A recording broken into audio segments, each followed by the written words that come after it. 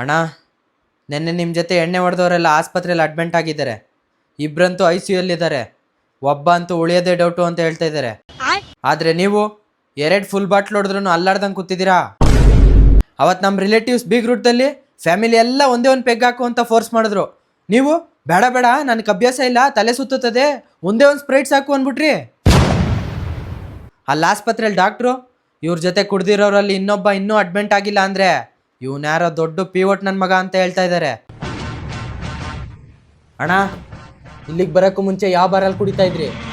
ನಿಮ್ಮಲ್ಲಿ ಈ ಥರ ಪವರ್ ಇದೆ ಅಂದರೆ ನೀವು ಸಾಮಾನ್ಯದವರಲ್ಲ. ಹೇಳಿ ಅಣ್ಣ, ಬಾಂಬೆಲಿ ಏನು ಮಾಡ್ತಾ ಇದ್ರಿ? ಮಾತಾಡಿ. I said open your mouth. Jayanta, ಯಾರ ಹತ್ರ ಏನ್ ಮಾತಾಡ್ತಿದ್ಯಾ? ಈ ತರ ಒಬ್ಬ ಕುಡುಕ ನಮಗ್ ಫ್ರೆಂಡ್ ಆಗಿಲ್ವಂತ ನಾವೆಷ್ಟು ನೋ ಅನ್ವಯಿಸಿದ್ವಿ ಗೊತ್ತಾ? ಏನ್ ಪುಣ್ಯ ಮಾಡಿದ್ಯೋ, ನಿಂಗೆ ಹಣ ಸಿಕ್ಕಿದಾನೆ. ಅವ್ನು ಕುಡಿದ್ರೆ ಎಲ್ಲಿ ನಿಮ್ಗೆ ಎಣ್ಣೆ ಸಾಕಾಗಲ್ಲ ಅಂತ ಕುಡಿಯೋದನ್ನೇ ಬಿಟ್ಟಿರೋ ಮಹಾನ್ ತ್ಯಾಗಿ ಕಣ ಅವನು. 4 ಜನರು ಮುಂದೆ ಬಾರಲ್ಲಿ ಒಂದು ಪೆಗ್ ಹಾಕ್ತಿರೋ ಒಂದು ಗಂಡ್ಸ ಅಂತ ಅಂದ್ರೆ ಚೈಲ್ಡ್ ಚಪಾತಿ. ನನಗೆ ಕುಡಿಬೇಕು ಅನ್ಸ್ತದೆ. ಇನ್ನು ಅವನು ಸ್ಟ್ರಾಂಗ್ ಸುಧಾಕರ, ಅವನಿಗೆ ಕುಡಿಬೇಕು ಅಂತ ಅನ್ಸಲ್ವಾ?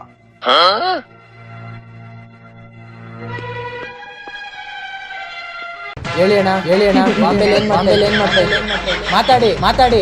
I said open your mouth.